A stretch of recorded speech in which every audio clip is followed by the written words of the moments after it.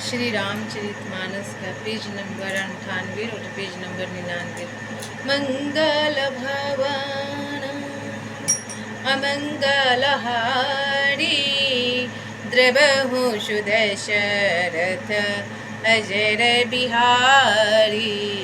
राम सिया राम जय जय राम। राम सिया राम जय जय राम। ओ दीनी दयालु बिरदेश में भारी हरहु नाथे मम संकट भारी। राम सिया राम जय जय राम। राम सिया राम जय जय राम। ओ बड़ी दूरिल भीमा नुषितन पावा सुमिरी सुमिरी नर उतरहि पारा। राम सिया राम जय जय राम। राम सिया राम जय जय राम। हो कलियुग केवल नामी आधारा सुमिरी सुमिरी नर उतरहि पारा। राम सिया राम जय जय राम। राम सिया राम जय जय राम। हो जा पर कृपा राम के होई तापर कृपा करे सब कोई।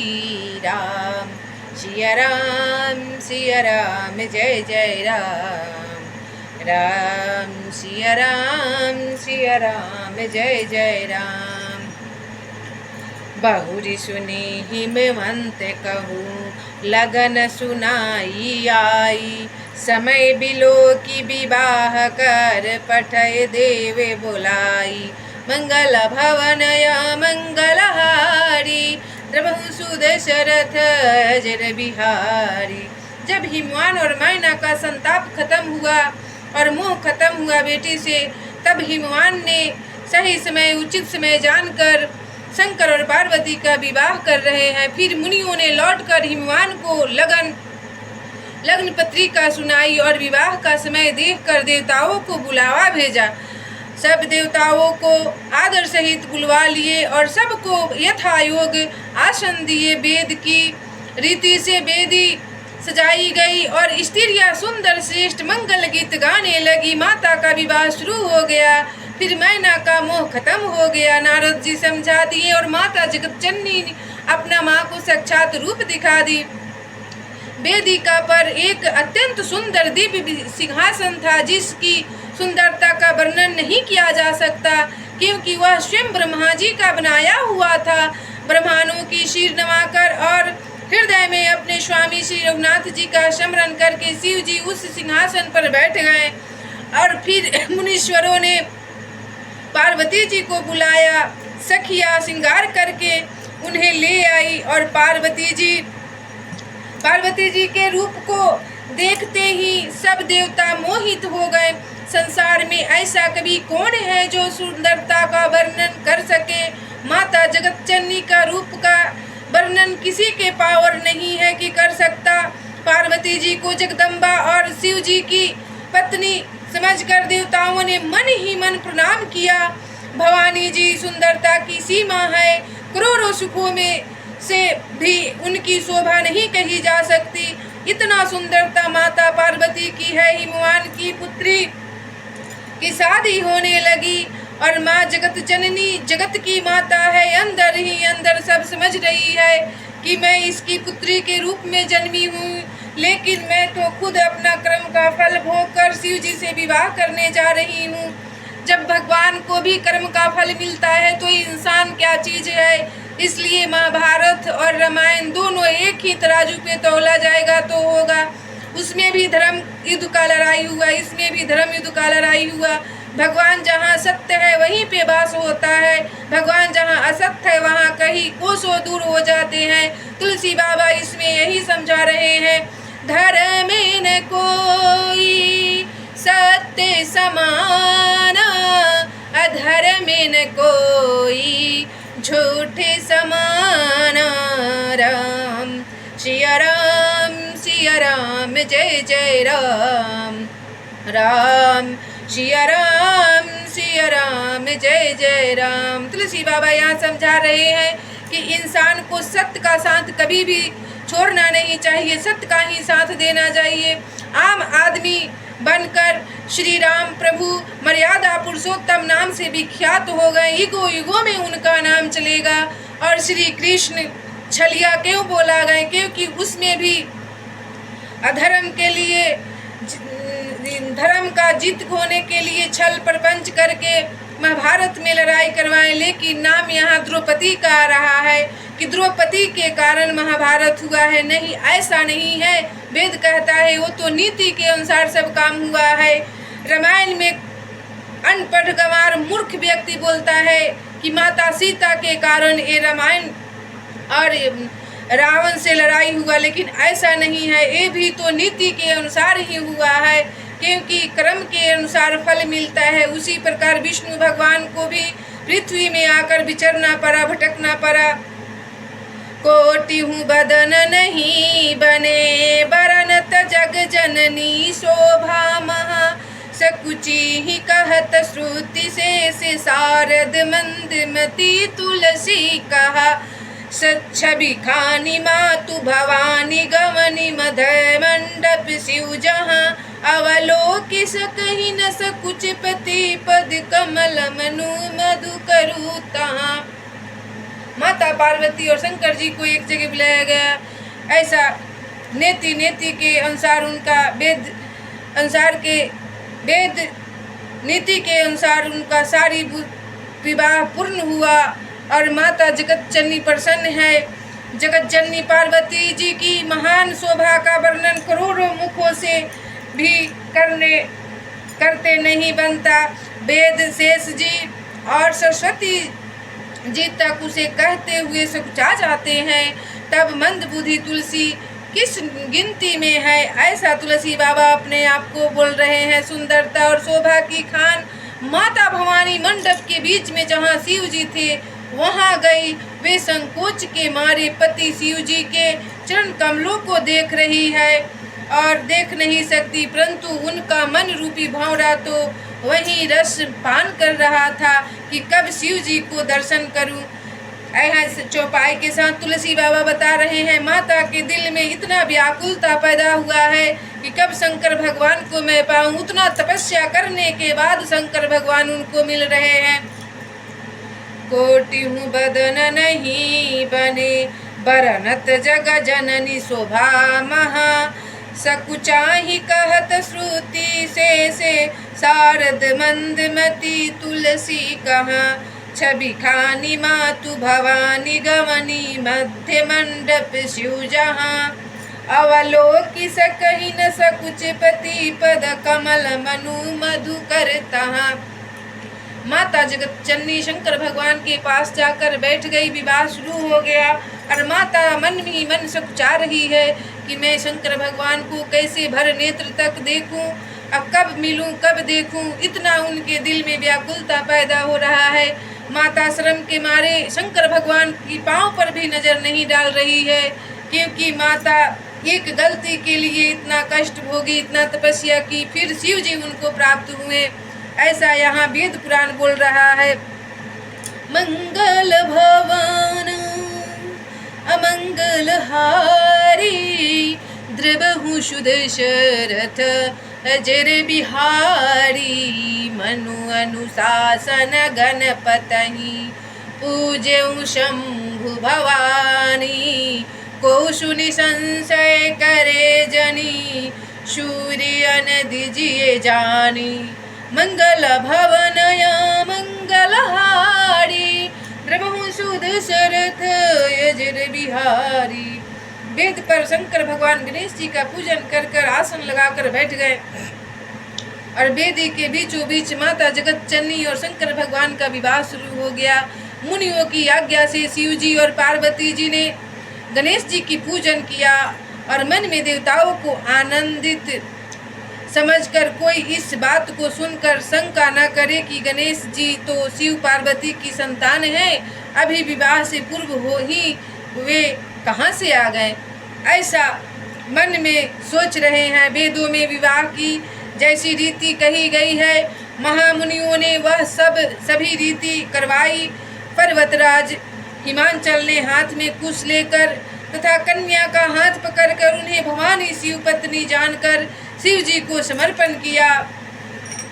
फिर जब महेश्वर शिव जी ने पार्वती जी का पानी ग्रहण किया, तब इंद्रादि सब देवता हृदय में बड़े ही हर्षित हुए। श्रेष्ठ मुनिगण वेद मंत्रों का उच्चारण करने लगे और देवगण शिव जी का जय जयकार करने लगे। सभी प्रसन्न हो गए, फूलों की वर्षा करने लगे। माता जगत जननी को और बाबा भोलेनाथ को अनेकों प्रकार के बाजे बजने लगे। आकाश से नाना प्रकार के फूलों की वर्षा हुई और शिव पार्वती का विवाह हो गया। सारे ब्रह्मांड में आनंद भर गया। बोलिए शंकर भगवान की जय, माता जगत जननी की जय।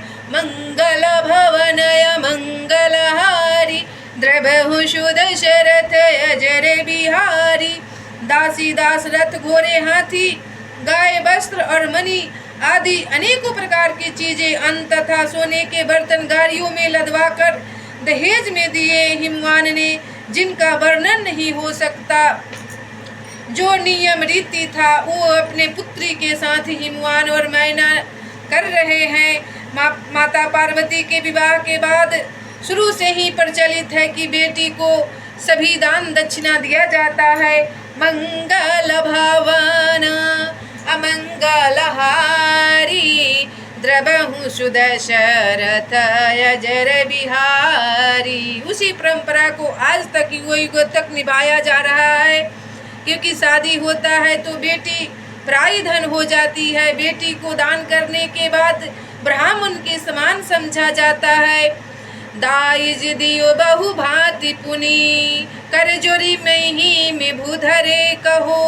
का देव पूरन काम शंकर, चरण पंकज गही रहो। शिव कृप सागरे ससुर कर संतोष, सब भांति ही कियो। पुनि गहे पद पाथोज मैना, प्रेम परिपूर्ण हियो। मंगल भवन मंगलहारी, द्रवहु दशरथ अजर बिहारी। माता मैना और हिमवान शंकर और पार्वती की पाँव धो रहे हैं और जमाई समझकर रिश्ता निभा रहे हैं।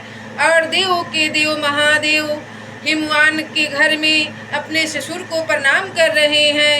दाइज दियो बहु भांति पुनि, दहेज बहुत भांति भांति के दे रहे हैं। करे जोरी ही में भूधरे कहो, का देव पूरन काम शंकर, चरण पंकज गही रहो। शंकर भगवान से हिमवान बोल रहे कि आज मेरी मनोकामना पूर्ण हो गया।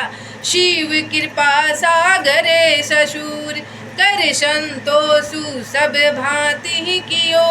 पुनि गहे पद पथोज मैना, प्रेम परिपूर्ण हियो। शंकर भगवान ने भी हिमवान को वरदान दिए थे, क्योंकि हिमवान पहाड़ पर तपस्या कर कर भोलेनाथ को यही वर मांगे थे और माता पार्वती को पुत्री के रूप में मांगे थे। वहाँ पर उनका अभिलाषा पूरा हुआ। बहुत प्रकार का दहेज देकर फिर हाथ जोड़कर हिमांचल ने कहा, हे शंकर जी, आप पूर्ण काम है, मैं आपको क्या दे सकता हूँ। इतना कहकर वे शिव जी के चरण कमल पकड़कर रह गए। तब कृपा के सागर शिव जी ने अपने ससुर को सभी प्रकार से समाधान किया। फिर प्रेम से परिपूर्ण हृदय मैना जी ने शिव जी के चरण कमल पकड़ लिए और कहा, हे प्रभु, हमें क्षमा कीजिएगा, हम आपके साथ पार्वती जी का विवाह करना नहीं चाहती हूँ, उसके लिए क्षमा मांगती हूँ। मेरा मोह मद सब नष्ट कर दिए। आप तो साक्षात देवों के देव महादेव है, मैं नहीं समझी कि माता जगत जननी साक्षात मेरी पुत्री के रूप में जन्म ली है। मेरी अहोभाग्य मंगल भावन अमंगलहारी द्रवहु सुदशरथ अजर बिहारी नाथ उमा मम प्राणशम गृह किंकरी करे हूँ क्षमहे हूँ सकल अपराधे अब होई प्रसन्न करु देहूँ। बोल रही है मैना माता शंकर भगवान को हाथ जोड़कर कि हे प्रभु, मेरे पुत्री को फूल जैसी है, बहुत अच्छे से रखिएगा। मंगल भवन अमंगलहारी द्रवहु सुदशरथ अजर बिहारी। हे नाथ, यह उमा मुझे मेरे प्राणों के समान प्रिय है और प्यारी है। आप इसे अपने घर की टहलनियाँ बनाइएगा और इसके सब अपराधों को क्षमा करते रहिएगा। अब प्रसन्न होकर मुझे यही वर दीजिए कि मेरी पुत्री को आप हमेशा खुश रखेंगे। शिव जी ने बहुत तरह से अपनी सास को समझाया, तब वे शिव जी के चरणों में सिर नवाकर घर गई और फिर माता ने पार्वती को बुला लिया और गोद में बैठाकर यह सुंदर सीख दी मैना पार्वती को। हे पार्वती, तू सदा शिव जी के चरण की पूजा करना, नारियों का यही धर्म है। उनके लिए पति ही देवता है और कोई देवता नहीं है। इस प्रकार की बातें कहते कहते उनकी आंखों में आंसू भर गई आए और उन्होंने कन्याओं को छाती से चिपटा लिया। माता मैना मुंह में माँ पार्वती को पकड़कर रोने लगी, लेकिन वो तो जगत जननी साक्षात उनके घर औलाद के रूप में पैदा हुई थी। फिर बोली कि विधाता ने जगत में स्त्री जाति को क्यों पैदा किया, पराधीन को सपने में भी सुख नहीं मिलता। यूँ कहती हुई माता प्रेम में अत्यंत विकल हो गई, परंतु कुछ में जानकर दुख करने का अवसर न जानकर उन्होंने धीरज धरकर माता को समझाया।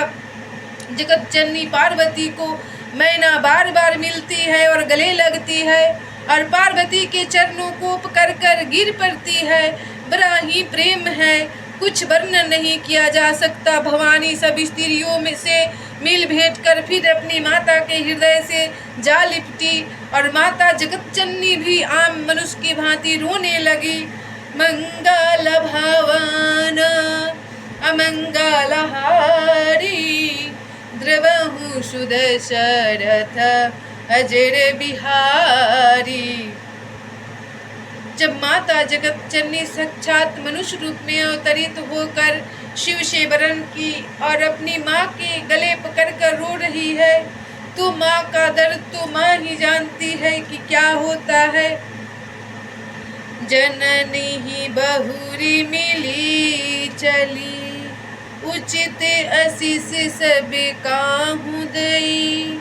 फिरी फिरी बोल कती माँ तू, तन तब सखिले शिव पही गई।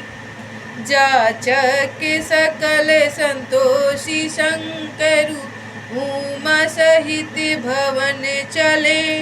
सब अमर हर से सुमन बरसी निशान, नभ बाजे भले। माता की विदाई हो गई और माँ पार्वती और मैना दोनों माँ बेटी की भांति गला पकड़ पकड़ कर रो रही है, क्योंकि एक माँ अपनी बेटी को विदाई करती है।